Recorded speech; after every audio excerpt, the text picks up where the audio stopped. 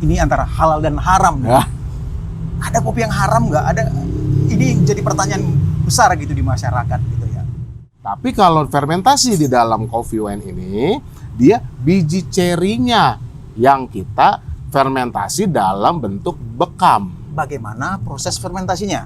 Nah, proses fermentasinya sebelumnya saya menjelaskan dari pasca panen dulu nih. Oke.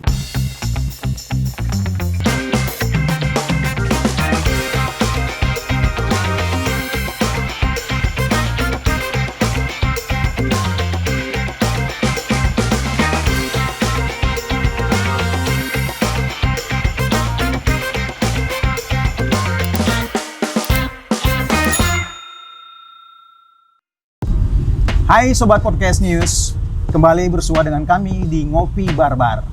Ngobrol pintar dengan barista. Ya, ngobrol pintar bareng barista ini adalah semacam wadah edukasi, Bang. Ya. Kepada teman-teman, kepada masyarakat. Yes. Hari ini kita ditemani oleh seorang bintang tamu yang spesial. Yes. Beliau berpengalaman dalam dan bersertifikasi ya, tersohor dengan merek Paul Blend. Oke, bersama kita sudah hadir Bang Paulus Mulyadi atau yang akrab kita panggil tuh Bang Paul. Ya. Oke, Bang Paul. Yes. Hari ini topiknya menarik nih Bang Paul. Sesuatu yang terdengar itu sensitif sekali. Ini antara halal dan haram. Ya. Ada kopi yang haram nggak? Ada. Ini jadi pertanyaan besar gitu di masyarakat gitu ya.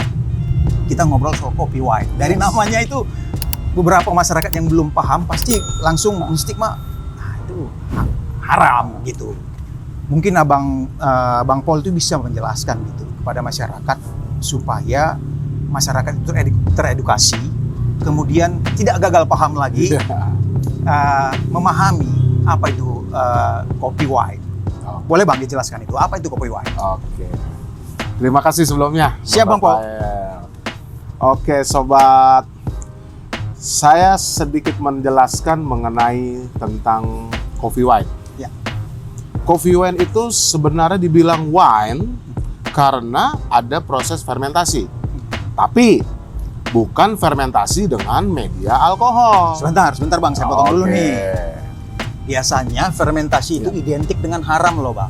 Ya. Gitu. Bagaimana? Abang jelasin coba. Nah. Fermentasinya seperti apa? Oke. Fermentasi yang disebut dengan tanda kutip haram itu menggunakan ragi yang dia mengeluarkan kadar alkohol dari fermentasi tersebut. Oke.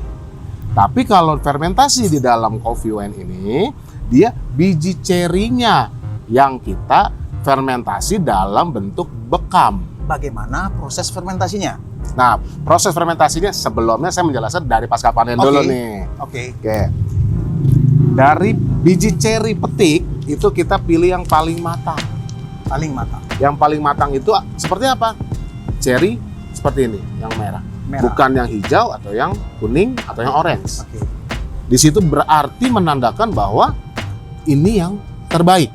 Matangnya sempurna. Matangnya sempurna. Betul. Lalu disebut dengan fermentasi. Setelah biji ceri ini dipetik, itu akan dijemur dulu dengan berikut kulitnya. Berikut kulit. Apa yang membedakan kopi wine itu dengan kopi-kopi lain? Oke, maksud saya dalam proses fermentasinya. Oke. Kalau kopi lain tidak melalui proses fermentasi. Oke. Gitu. Jadi kopi yang dipetik, kalau kopi lain nih selain kopi wine ya kita sebut, dia biji cerinya ini itu langsung dikupas. Oke. Dikupas. Pulpingnya, proses pulping. Pulpingnya dikupas atau pulping kita sebut biasanya. Itu menjadi seperti ini kan, menjadi green bean. Nah ini dijemur. Beda hal dengan coffee wine. Coffee wine itu kita pengen mengeluarkan rasa nih, mengeluarkan rasa yang unik, mengeluarkan rasa yang berbeda dari kopi lain. Oke. Jadi jalurnya adalah kopi cherry ini pertama kali itu dijemur. Dijemur. Dari pemetikan itu langsung dijemur dengan kulitnya. Sampai kurang lebih 30 sampai mungkin sampai 2 bulan. 2 bulan. Bisa. Lama. Makin lama bukan makin bagus juga gitu loh ya. Jadi kelewatan dia dijemur dan difermentasi itu tidak membuat kopi itu bagus sebenarnya. Jadi ada rentan waktu yang harus kita perhatikan juga. Oke. Dari situ pun harus ada pH yang harus kita perhatikan. pH kadar air yang di dalam kopi ini. Oke. Bagaimana dia sudah memfermennya, bagaimana dia proses penyerapannya. Berarti tergantung suhu. Tergantung suhu. Betul. Nah, pertanyaannya begini Bang, dalam proses fermentasi itu kan bersama kulitnya. Yes. Bang bilang bersama kulitnya. Yes. Dalam proses fermentasi itu, apakah kemudian aroma atau taste dari wine itu karena disebabkan oleh kulitnya kah, atau memang biji kopinya? Mengapa harus kulitnya ikut? Oke. Jadi ada dua hal nih. Oke. Jadi pertama memang yang menentukan adalah pembusukan dari buah cerinya, Oh. kulitnya. Dari kulitnya ini kan dia keluar bakteri, bakteri yang baik pastinya. Oke. Dia akan menyerap ke dalam beans-nya. Dari situ dia akan membuat satu zat yang memang aroma pembusukan itu yang dalam tanda kutip itu anggur dari situlah gitu. Jadi dari memang pembusukan dari kulit cerinya itu seperti itu. Oke. Kita tadi ngomong, Abang bilang selama 2 bulan kita berada di daerah tropis. Yes. Artinya suhu itu sangat menentukan Betul. bagaimana kadar air dalam proses fermentasi itu. Nah, dalam suhu berapa sebenarnya yang paling dianggap paling sempurna gitu, sehingga wine-nya itu nongol banget gitu. Dalam suhu yang Kalau berapa? suhu itu relatif, Bang. Jadi suhu itu kan ya kita kadang hujan, Oke. kadang ada matahari, makanya kita pakai proses dibekam. Bekam itu gimana Mas? Bekam itu dia bisa dimasukkan ke dalam wadah atau di dalam karung atau dalam plastik. Dibekam, jadi dieram. Fungsinya ya untuk memfermentasi itu. Artinya muncul kelembapan dong. Muncul kelembapan. Betul. Betul sekali. Oke. Ini saya agak kurang paham nih Bang. Oke. Tadi ada proses pengeringan. Iya. Kemudian ada juga proses Pengeraman. pelembapan. Pelembapan, Ah, yes. gitu. Artinya mana dulu nih? Pelembapan dulu kah atau pengeringan dulu kah? Pertama, pelembapan dulu. Oke. Pelembapan dulu Bersama kulit. bersama kulit. Oke. Setelah dia proses fermennya beberapa minggu kita jemur. Dari jemur nggak hanya sudah selesai pada tahap itu, masuk lagi ke pelembapan lagi. Nah, disitulah proses yang disebut dengan fermentasinya. Oke, Bang. Perlu kita tegaskan lagi nih masyarakat nih, Bang. Fermentasi itu penting ini supaya masyarakat teredukasi. Iya, betul. Fermentasi sudah dijelaskan sama Bang Paulo tadi bahwa tidak ada kandungan alkohol. Tidak ada. Sama sekali tidak. Sama sekali tidak ada.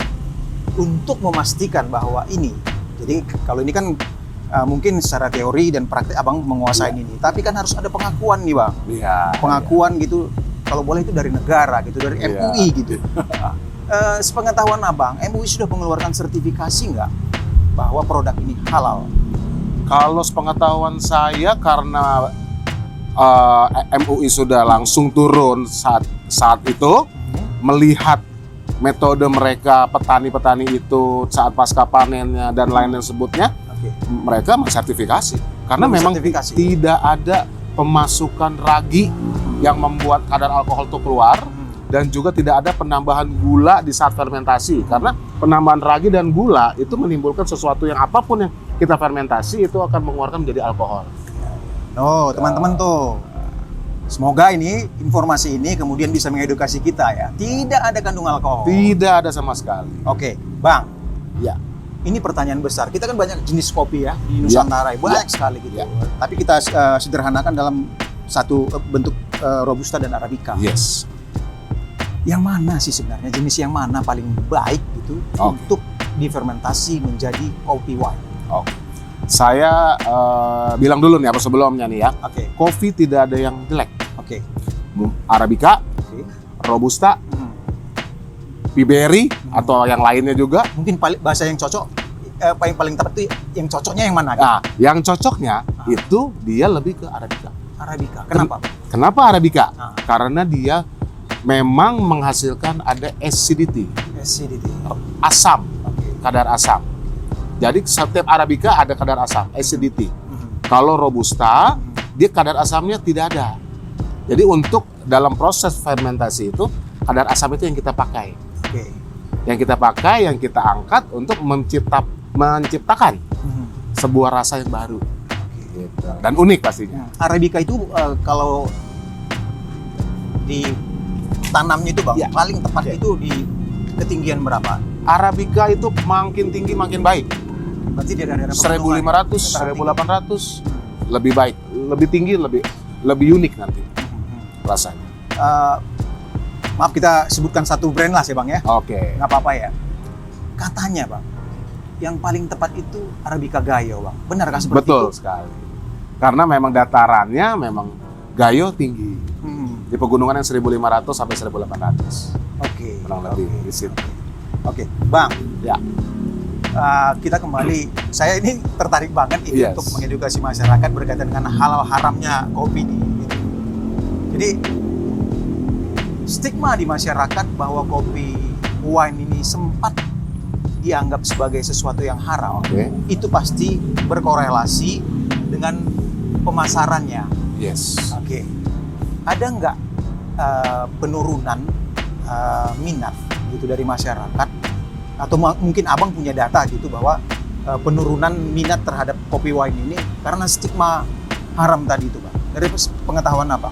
Sepengetahuan saya, penurunan ada sebenarnya karena memang kategori wine itu ya, kata wine-nya aja udah kadang kita berpikir oh itu beralkohol. Benar. Beralkohol gitu. Ah. Ada kandungan alkohol di dalamnya. Oke.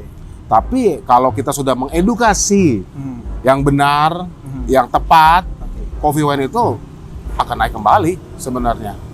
Animo masyarakat tuh sebenarnya dengan coffee wine ini banyak banget. Iya. Banyak banget. Dan itu pasti bersinggungan dengan proses, Proses. sosialisasi yang Proses sosialisasi, betul sekali. Oke, dalam konteks sosialisasi dan edukasi yang dilakukan oleh teman-teman komunitas perkopian tanah air maupun industri nih Bang, Ya. itu bagaimana dan sejauh mana goal yang diharapkan itu sudah tercapai sejauh ini Bang? Kalau kita dalam konteks pencapaian, itu otomatis sang barista nih kita ngomong. Maksud saya gini Bang, pencapaian dalam artian Hmm. menyadarkan masyarakat bahwa oh begitu. Jadi awareness mereka itu sudah berubah gitu. Pencapaiannya itu maksud saya. Sudah Pencapaian sejauh mana? cukup lumayan saya bilang. Artinya sudah pemahaman itu sudah. Sudah ada. Oke. Memang sudah banyak masyarakat yang tahu pun bahwa coffee wine itu halal. Halal. Artinya pertumbuhan kafe-kafe atau bar-bar yang menyediakan coffee wine itu pun seharusnya sudah mulai tumbuh juga seperti itu mulai Bang, ya? tumbuh juga. Nah Betul. di Jakarta sendiri ya Bang, lihat, kita nggak usah ngomong soal Indonesia dulu deh, di Jakarta Yes. sendiri berapa banyak sih kafe atau bar yang menyediakan coffee wine Bang? Saya lihat dan saya pernah mendatanginya sendiri pun cukup banyak. Cukup banyak. Oke. Animonya itu sudah Animonya Cukup cukup banyak. Oke. Cukup. Bang, Ya. saya ini kan saya merasa penting ini Bang, Oke. proses dari Cherry. cherry kemudian pulping kemudian menjadi Ya. green bean. Green bean. Yes. Green bean. Dibutuhkan waktu sekitar 30 hari sampai 60 hari. 60. Yang terbaik ya. Yang terbaik. Yang terbaik. Yang terbaik. Nah, yang saya mau tanyakan, bagaimana green bean ini kemudian diproses dengan roasting yang tepat, Betul. kemudian memunculkan aroma dan taste yang maksimal. Gitu. Tadi kita ngomong soal proses dari cherry sampai green bean. Ya itu apa pasca panen? kita Pasca sebutnya, panen. Oke. Roastingnya itu kan penting juga, Bang. Betul. Itu menentukan. Bagaimana itu? Roasting itu sangat menentukan. Ah, Walaupun kita udah pasca panennya dan lain-lainnya udah oke, tapi kalau roastingnya salah, itu pun tidak mengeluarkan rasa yang maksimal. tidak murah-murah. Tidak mengeluarkan rasa maksimal. Berarti roaster itu bertanggung jawab juga tuh. Keahliannya dibentuk. Keahliannya ya diperlukan. Oke. Jadi dia harus tahu. Hmm. Yang pertama, sebelum kita merosting, itu pastinya adalah apa? Kita tahu dulu nih, kadar air green bean dari petani kita berapa persen sih? Itu dulu nomor satu. Mengukurnya bagaimana? Mengukurnya dengan ada alat memang. Oke. Ada alat. Sementara ini memang udah dimudahkan sih sebenarnya Ya. dengan alat. Ah, Jadi kita harus tahu dulu paling tidak 12% kadar air yang 12%. 12%. 13 masih oke. Tapi kalau kurang piawai dalam roastingnya, 13 kadang tidak keluar rasanya. Oke. Jadi 12% umum. Oke. gitu. Dan saat masuk ke drum mesin roastingnya pun kita udah harus tahu suhu berapa sih kita untuk bisa tahu dia ini keluar rasa anggurnya. Wine dalam kategori yang halalnya kan kita sebut anggur. Iya. Gitu loh. Jadi suhu berapa sih itu harus tahu. Jadi saat kita 190 derajat Celcius, kita masuk itu biji kopi dari atas, uppernya masuk ke dalam drum, diputar 190 derajat Celcius. Terus selama 12 menit kita harus buka angin, airflow kita nyebutnya. Kita buka, setelah itu dia akan crack, akan bunyi kayak popcorn. Nah, jadi kopi ini sama dengan jenis kacang-kacangan juga kan. Jadi dia akan crack. Nah, first crack kita udah harus amati. Nah, dengan apa? Dengan alat checker yang menempel di mesin roasting tersebut. Alat checker. Tapi kadang orang salah nih. Checker harus dicium segala macam, padahal itu bahaya. Bahaya itu karbon dioksida. Kita cukup melihat. Lihat sampai warnanya itu kurang lebihnya dia sudah mengkaramel. Karamel sedikit ya, tapi belum ke arah second crack. Nah, di saat itulah airflow kita buka full, kita udah siap nyalain pendingin. Make sense, 12-13 menit, keluarkan. Profil roastnya yang harus kita dapat adalah apa? Light to medium. Light to medium. Bukan medium to dark. Kadang orang salah nih. Orang roasting coffee wine ini medium to dark. Kalau medium to dark, rasa pahitnya nimbul. Over jadinya. Over sedikit. Kurang lebihnya di situ. Oke, Bang, selain tadi kita ngomong soal haram tidaknya kopi ini, dan Abang sudah jelaskan tuh, ini halal, murni halal. Tapi ada juga sebagian masyarakat, Bang, yang melihat bahwa kopi itu sebenarnya berbahaya untuk lambung. Itu benar nggak sih, Bang? Untuk konteks coffee wine kita ngomong. Oke, baik. Untuk konteks coffee wine ini, saya sangat recommended untuk orang yang takut minum kopi, takut masalah lambung. Ya, karena apa? Karena coffee wine itu sudah melewati proses fermentasi. Jadi dia itu aman dan juga proses pemanggangan. Berarti resiko dampak terhadap lambung itu sudah dimulai dari proses fermentasi. Betul sekali. Oke, Bang, Abang tadi menjelaskan bahwa ada dark, medium to dark, gitu kan. Itu seringkali seperti Abang bilang tadi itu banyak sekali persepsi di masyarakat itu menganggap bahwa semakin hitam semakin oke gitu. Nah, coffee wine itu dia apa istilah Bang tadi? Light to medium.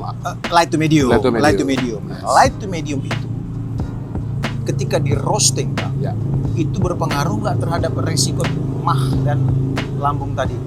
Nah, justru coffee wine ini kalau dipanggang terlalu dark atau yang orang banyak suka sekarang karena ada kopi susu, dibuat kopi susu segala macam seperti itu, coffee wine ini lebih recommended dipanggang light to medium. Jadi tidak usah khawatir, nggak akan membuat sakit lambung. Artinya, Bang, kalau kita generalisasi, orang yang sudah punya penyakit mah atau GERD bahkan gitu, itu masih aman. Aman. Itu terverifikasi tuh. Valid, Bang. Valid. Aman. Ya. Oke. Bang, dari tadi kita berteori terus nih, Bang. Yes. Kayaknya di depan ini ada yang menarik ini, Bang. Bisa nggak kita coba taste dulu, Bang? Benar nggak sih aromanya dan rasanya itu wine seperti yang Abang jelaskan tadi, Bang? Oke, baik. Oke, sekarang ini yang kita akan lakukan adalah proses seduh panas menggunakan V60. V60 itu apa itu, Bang? V60 itu dia berbentuk sebuah keramik alat drip kopi berbentuk V.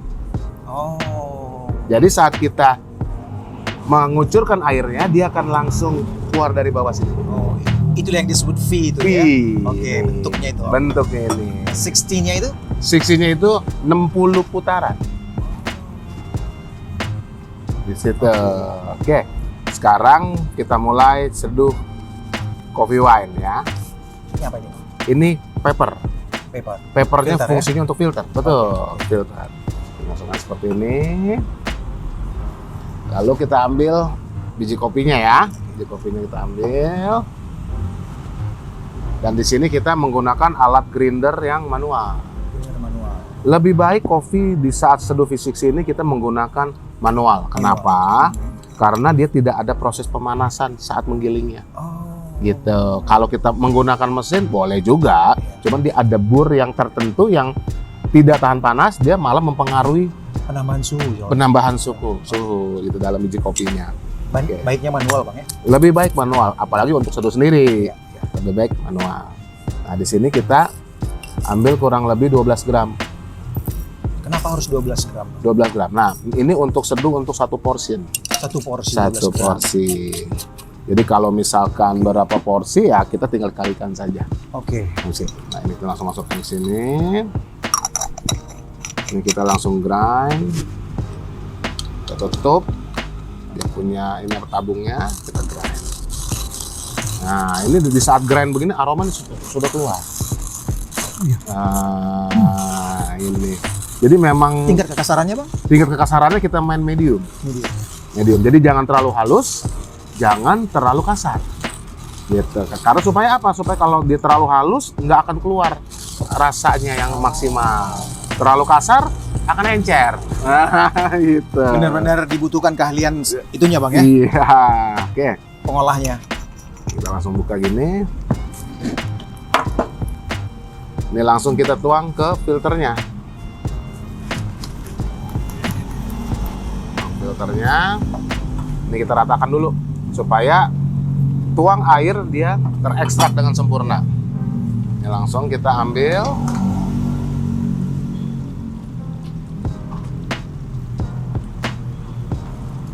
Ya. Nah, saat mulai menyeduhnya kita usahakan pada titik tengah terlebih dahulu. Titik tengah. Mengapa di titik tengah? Supaya apa? Supaya dia membuka celah. Celah air masuk. Nah, titik tengah terlebih dahulu. Ini kita scroll putar. Dan pertama kali kita tuang ini kurang lebih 30 ml. Fungsinya apa? Fungsinya untuk menguari dia punya karbon dioksida. Sisa pembakaran. Jadi tidak boleh langsung Bang ya? Tidak boleh langsung kita tuang semua. Jadi perlahan-lahan. Sembari kita nikmati juga kan aromanya. Benar. Benar. Nah, setelah itu kita lanjutkan lagi sampai dengan 185 ml. 185 ml. Gitu. Itu untuk satu takaran itu 185 ml, betul. Supaya dia punya rasa keluar sempurna. Sembari Bang Paulo meracik, nanti itu teman-teman kita akan buatkan satu segmen lagi khusus Bang Paulo itu meracik detail bagaimana sebuah produk coffee wine itu diproses, baik itu dalam bentuk V60, cold brew, dan kombinasi dengan nitro. Oke Bang, lanjut Bang. Ya, oke. Nah, proses kita selesai. Mudah, simple, gampang ya. Semua bisa dilakukan. Warnanya juga udah warna wine Bang. Warnanya sudah wine. Luar biasa. Nah, inilah yang tadi kita bicarakan, kalau salah roasting nggak akan seperti ini. Benar, bisa lebih pekat. Lebih pekat, betul. Warnanya hitam seperti kopi pada umumnya kan? Iya, yang lebih di situ. Oke, setelah itu kita tuang. Taruh. Silakan. Saya merasa terhormat nih Bang. Silakan. Iya ya. Ya.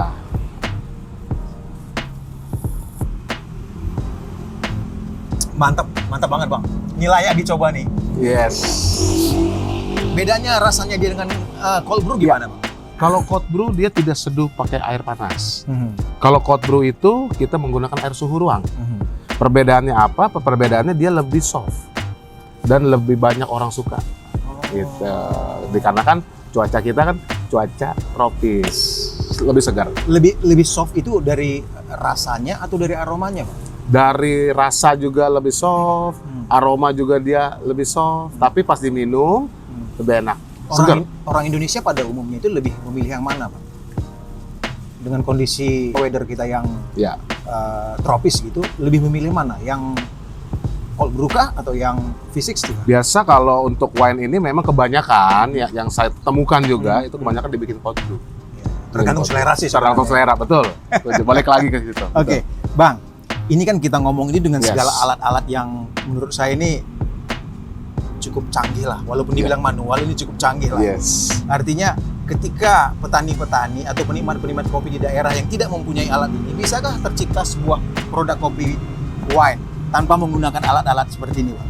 Bisa. Caranya gimana, Nah, Bang? sejarahnya kan zaman dulu kita Nah. itu ada yang disebut dengan kopi tubruk. Oh. Kopi tubruk. Nggak ada dulu alat-alat seperti ini. Zaman dulu kopi tubruk. Petani pun melakukan hal kopi tubruk untuk mencoba.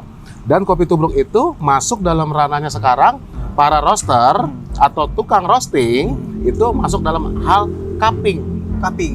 tes. Iya. Saat mereka merosting, dia harus melakukan testing supaya udah sesuai belum, Iya. rasanya udah kompleks belum di situ.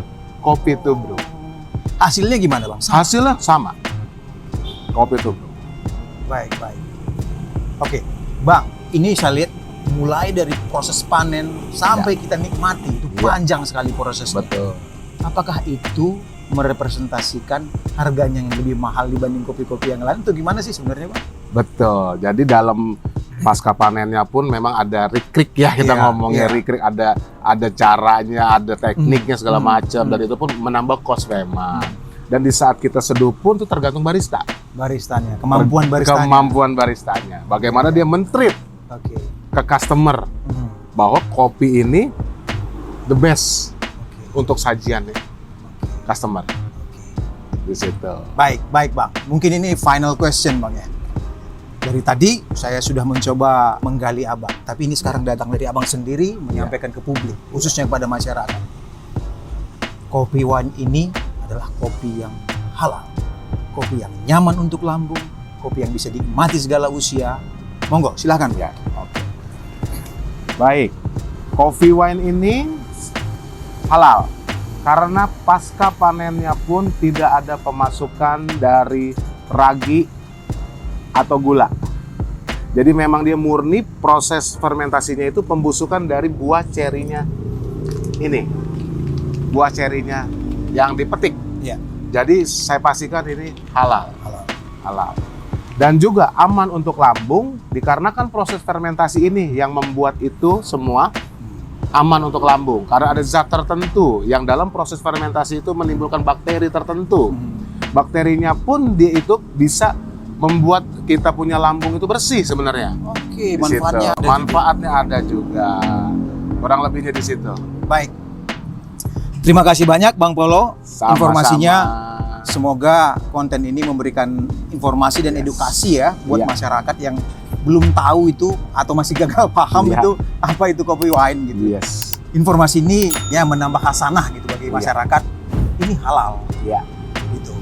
Oke teman-teman, untuk next episode dengan topik-topik yang lebih menarik lagi, kami akan kembali mengajak teman-teman untuk tetap stay di channel kita di Podcast News bersama kami Ngopi Barbar, ngobrol pintar bareng barista.